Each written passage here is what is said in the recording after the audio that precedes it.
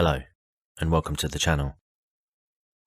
In this video, I'll be taking you back to 1997, where on the 15th of February, 13-year-old Billie-Jo Jenkins was brutally murdered in her own home.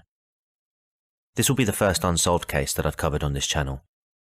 Up until now, I've mainly focused on solved cases, as there is a sense of closure you can get from knowing that the crimes committed have been punished.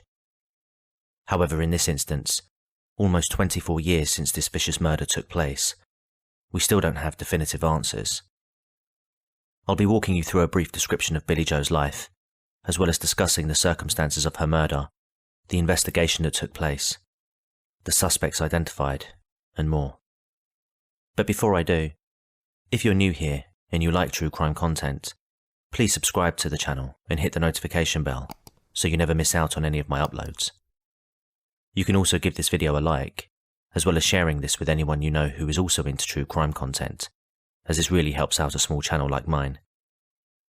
Now, without further ado, let's get into today's episode.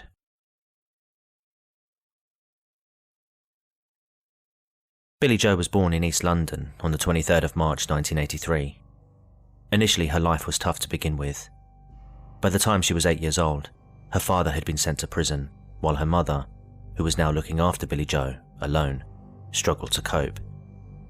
As a result, Billie-Jo was placed into foster care. In 1993, when she was 9 years old, she was fostered by Sean and Lois Jenkins. The pair were married and had 4 children of their own. Sean was a deputy headmaster at William Park Boys Comprehensive School in Hastings at the time. Over the next 4 years, Billie-Jo would settle into her new life well. She was very much treated as one of their own and well loved by her family, who were well respected in the local area. She was also doing well in school at the time and had many friends. Life seemed to be perfect for the young girl. However, on the 15th of February 1997, Billie-Jo's life would take a dramatic and tragic turn. On the morning of the 15th of February 1997, Billie-Jo needed money to buy new shoes that she had her eye on. She asked Sean for the money, who agreed to pay for the shoes, provided that she, along with her sisters, carry out some chores around the home. Her foster mother was out at the time, having taken 2 of the children out with her to go for a walk along the beach. One of the other children had also been away from the home, attending a clarinet lesson with a friend. Sean had tasked his remaining daughter with cleaning the storeroom, while Billie-Jo was to sweep the patio and paint its door. When it was time for Sean to pick up his daughter and her friend from their clarinet lesson, Sean decided to take his daughter, who was helping with him, with Billie-Jo opting to stay in order to complete her jobs. Sean picked up his daughter and her friend and took the friend home at around 3:15 p.m. When he returned home, Sean realised that he needed to purchase white spirit. He then took his 2 daughters to a nearby hardware shop, but when he arrived, he realised that he didn't have any cash with him to buy the white spirit. Sean then went back to his home, where he went inside for about 3 minutes to collect his cash while his biological daughters waited in the car. Having returned from the hardware shop with the white spirit, one of Sean's daughters entered the home first. Moments later, she screamed out for her father, who rushed in to find Billie-Jo lying in a pool of blood on the patio.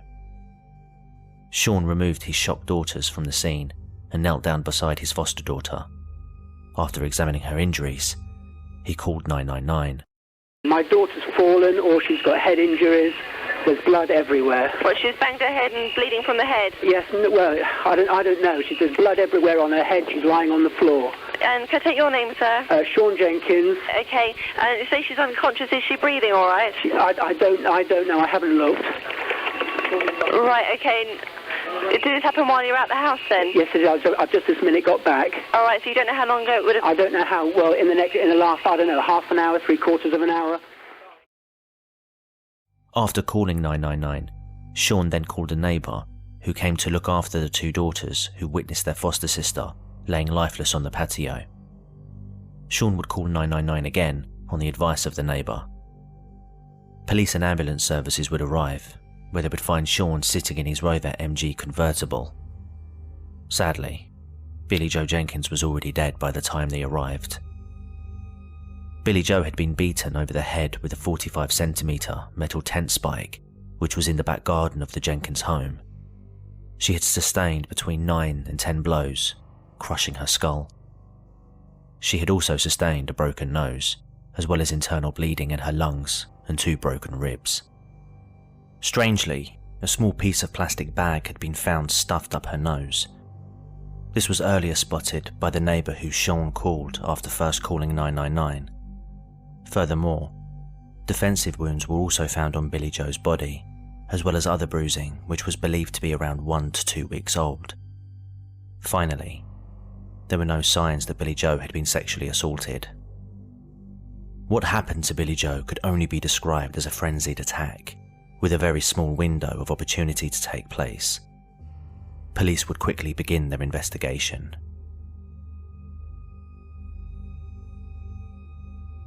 The murder of Billie-Jo quickly grabbed headlines across the country, and police were soon under pressure to resolve this terrible crime. They would quickly identify a potential suspect, known only as Mr. B. Mr. B was understood to be a man who was mentally ill. He was allegedly spotted near the Jenkins residence at the time police believe the murder took place. Mr. B also had a fetish for plastic bags. He even had a piece of plastic bag up his own nose at the time police arrested him for questioning. However, police would quickly rule out Mr. B after witnesses stated they had seen him in a park near the Jenkins home at the time of the murder. The Jenkins family told police that they were worried about prowlers and break-ins which had been taking place in the area in the weeks building up to Billie-Jo's murder. They had installed security lights as well as fitting window locks to their home. They had even talked of one time where a man was staring into the windows of their parents' home during Christmas, and again, Sean had seen a man staring into their own window while he was at Alexandra Park, which was opposite their home, although by the time Sean had got to his home, the man had vanished. It was also discovered that Billie-Jo had been complaining to friends and family that she was being followed by a man.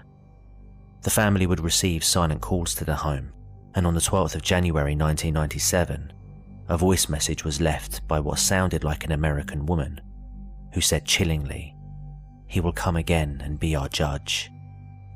Understandably, this frightened the family. On the 13th of February 1997, just 2 days before the murder, Billie-Jo would stay at a friend's house after being spotted outside her home with the family dog Buster. When asked why she hadn't gone inside, she told her friend that she was too scared to go indoors because of the prowler who had been stalking around Lower Park Road over the previous months. On the 24th of February 1997, 9 days after Billie-Jo's murder, police had identified their next potential suspect. Only this time, the man they would accuse would be someone that would shock not only the local community, but the entire nation. Sean Jenkins was under arrest.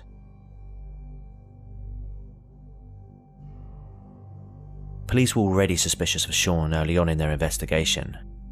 As they looked into the movements of the family on the day of the murder, they learned of Sean's trip to the hardware shop to buy white spirit.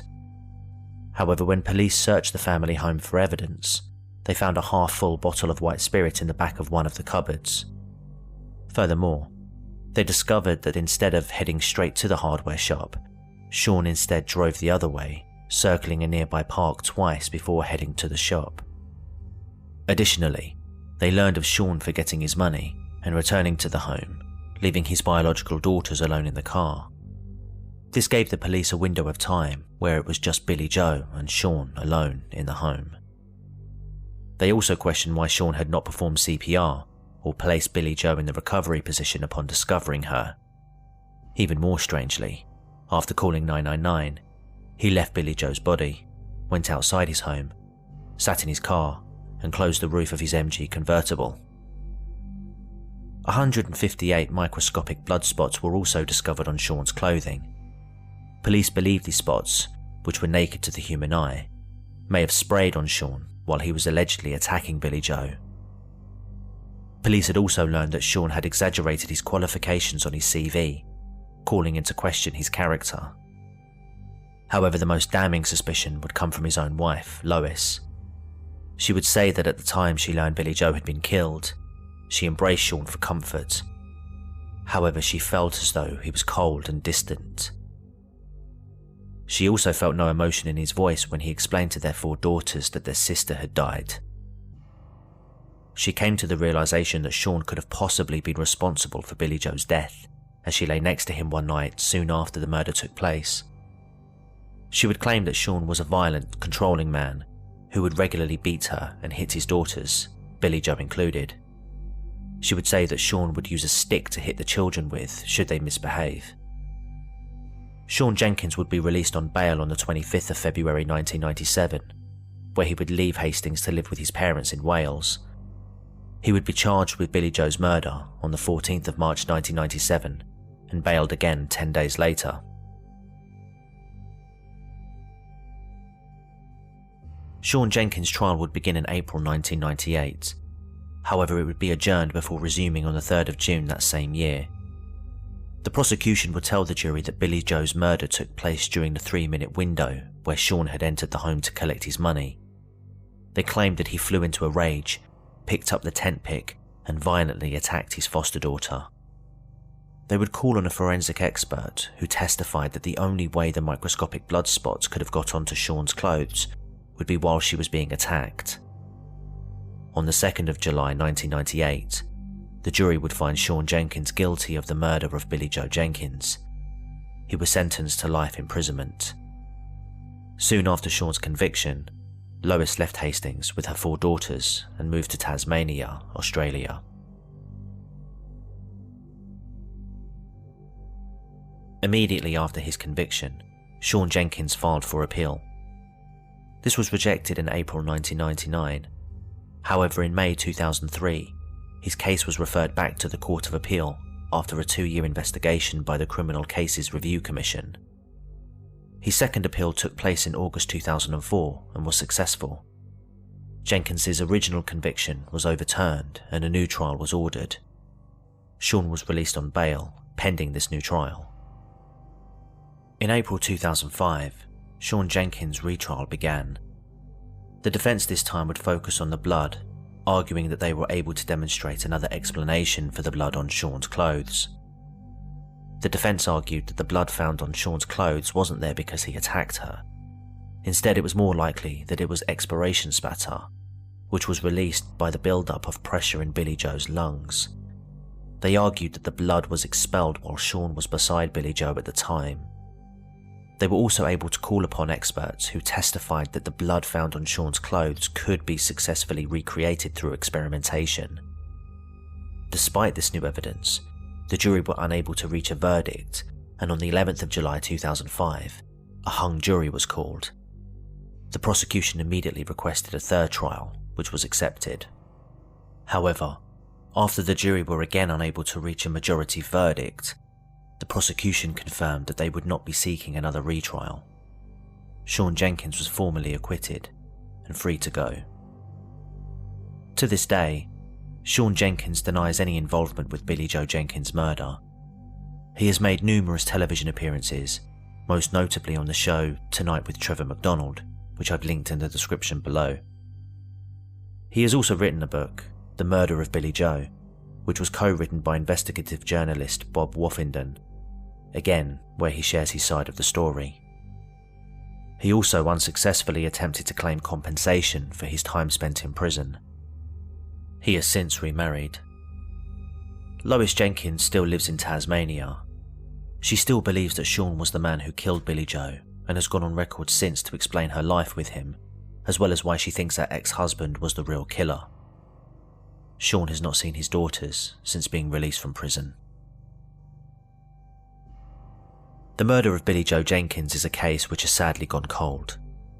On the 14th of February 2017, 20 years since Billie-Jo was killed, her biological mother called for police to reopen the case, 5 years after Sean Jenkins himself called for the same, after it emerged that Anthony Emilia, otherwise known as the M25 rapist, lived just 20 miles from the Jenkins home.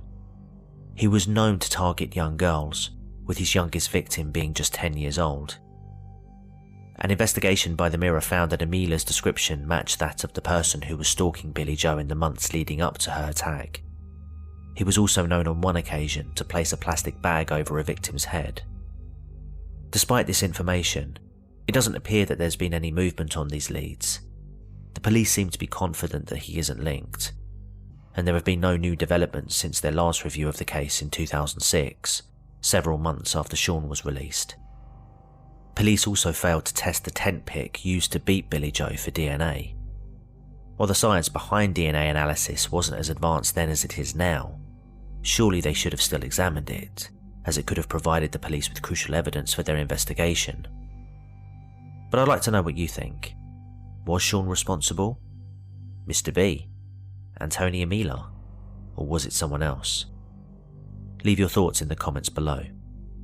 Either way, I truly hope that the truth is revealed so that Billie-Jo's friends and family can move on from this tragedy. Thank you for watching.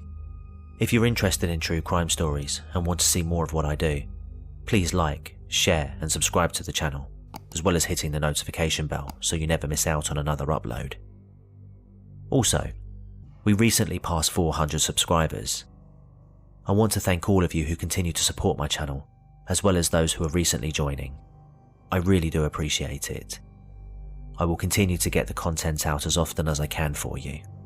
Again, thank you. Until next time, take care and goodbye.